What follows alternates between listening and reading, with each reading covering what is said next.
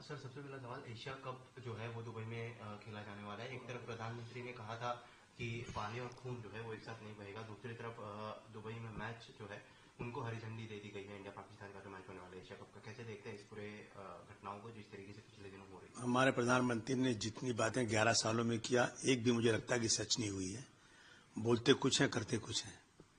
पाकिस्तान के साथ जो है नेस्त नाबूद कर देंगे उसको, और हमारी 26 बहनों का सिंदूर जुड़ गया।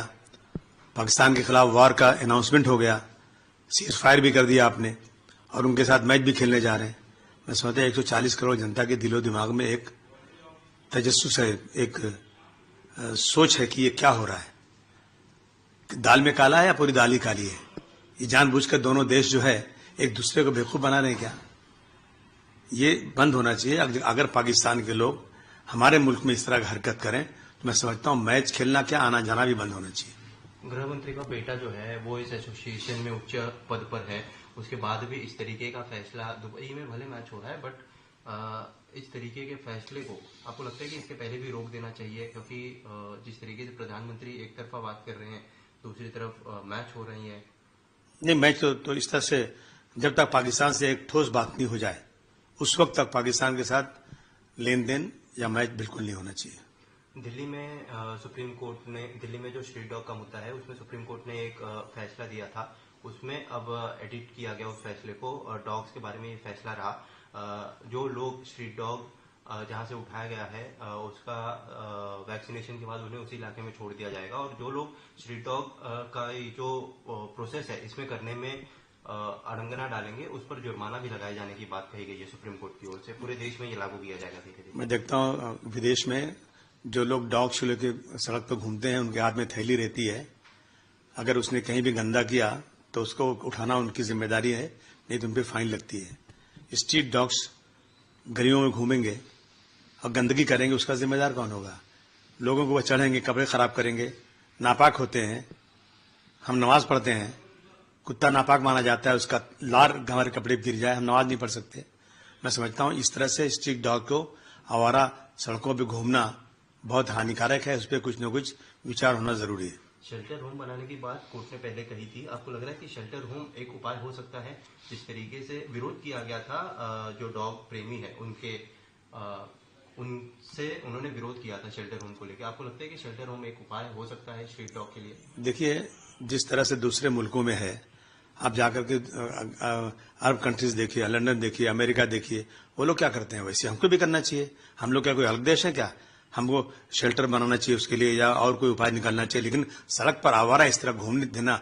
और जो डॉग्स प्रेमी है, स्ट्रीट डॉग्स प्रेमी है, उनसे कह दो किस तरह सा स्ट्रीट जो बेगर्स बेचारा उनके प्रेमी ज्यादा बनो, उनको संभालो, और इन डॉग्स के लिए कोई ऐसी जगह बनाओ ताकि किसी इंसान को हार्म न पहुंचाने पाए। प्रधानमंत्री ने आज कई कार्यों का उद्घाटन जो है वो किया है, उसमें कई रेल प्रोजेक्ट भी है। इस दौरान भाषण में उन्होंने कई बातें कही, मुख्य बातें जो थी उसमें उन्होंने ये कहा कि जो बिल एक सेंटर पास कराना चाह रहे हैं कि यदि कोई सरकार में है, कोई मंत्री है, कोई विधायक है या प्रधानमंत्री स्वयं है, अगर उनके ऊपर कोई एलिगेशन लगता है और वो जेल में जाते हैं तो उनका जो मंत्री पद है वो चला जाएगा, सरकार से उनको हटा दिया जाएगा। आप इस बिल को कैसे देखते हैं, क्योंकि आप पर भी इस तरीके के पहले कार्रवाई जो है वो की जा चुकी है? नहीं, जेल जाने से मतलब, अगर जेल जाना कोई पनिशमेंट तो है नहीं, जेल जाने एक प्रक्रिया है। अगर आपने पकड़ा उनको जेल लगे, लेकिन अगर केस चलने के बाद 2 साल तक की सजा हो गई तो सब कुछ उनका नहीं चला जाएगा। ये तो कोई मतलब ही नहीं हुआ ना। आप किसी इंसान के ऊपर बोगस केस कर दें, माना जो 19 साल के बाद छूट कर आए हैं, इसमें कोई विधायक होता और कोई कुछ और होता और जेल में रहता तो उनका सब पद चला जाता, 19 साल बाद छूट के आते, तो ये कोई मतलब ही नहीं होता है। आपको जब तक देश में केस का फैसला फाइनल नहीं होता उस वक्त तक मैं समझता हूं कि कोई भी विधायकी मिनिस्ट्री बिल्कुल नहीं जाना चाहिए।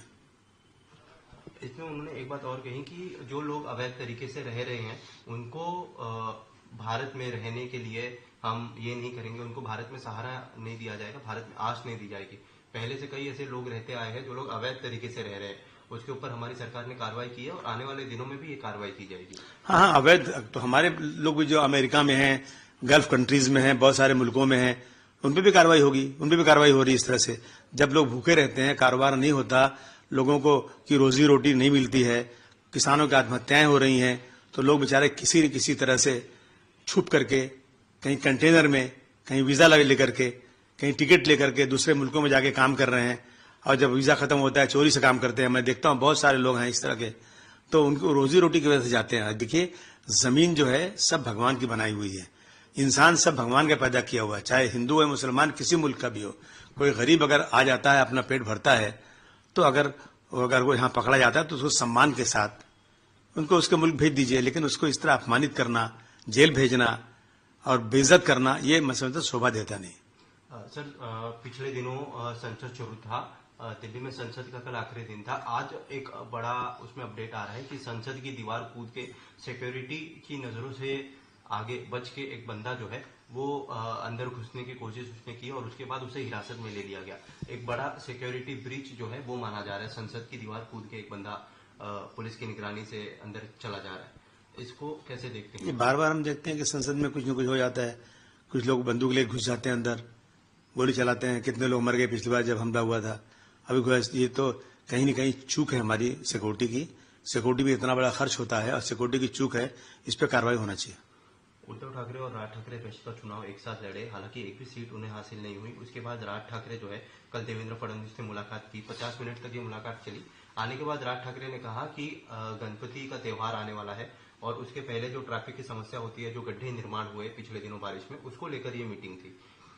हो सकता है, मैं क्या कह सकता हूँ। सवाल चीफ मिनिस्टर के पास तो मैं भी जाता हूँ, कोई भी जाता है, लेकिन मैं यही कहूंगा कि एक पार्टी में रहिए और आप अपने भाई के साथ हाथ मिलाए तो साथ मिलकर लड़िए इलेक्शन। सर, एक आखिरी सवाल, वोट चोरी के खिलाफ राहुल गांधी जो है आक्रामक रहे हैं। इसके पहले उन्होंने इलेक्शन कमीशन और जो सत्ताधारी है उनके ऊपर कई आरोप लगाए। आज भी वो बिहार चुनाव में रैली कर रहे हैं और उनको आज भी उम्मीद है कि जो वोट चोरी है, वो जो आवाज उठा रहे हैं, उनके खिलाफ कार्रवाई की जाएगी और उन्हें न्याय मिलेगा। 100% वोट चोरी है। एक ही रूम में 80 लोग पकड़, मालूम हो गया, देखा जा चुका है और मीडिया के लोग जाके चेक कर चुके हैं कि एक रूम में एक आदमी रहता है, अपने 80 आदमी का नाम डाला उसमें। बहुत सारे लोग मर गए, उन्होंने वोटिंग कर दिया।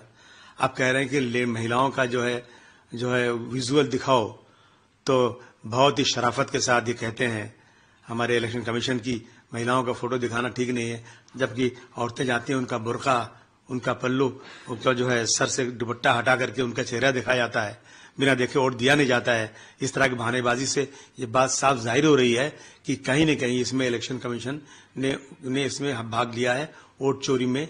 इसकी सही इंक्वायरी होना ही चाहिए और साफ सुथरा इलेक्शन होना चाहिए। मैं राहुल गांधी और उनकी टीम को बधाई देना चाहता हूं कि ये संघर्ष जरूर कहीं न कहीं रंग लाएगा।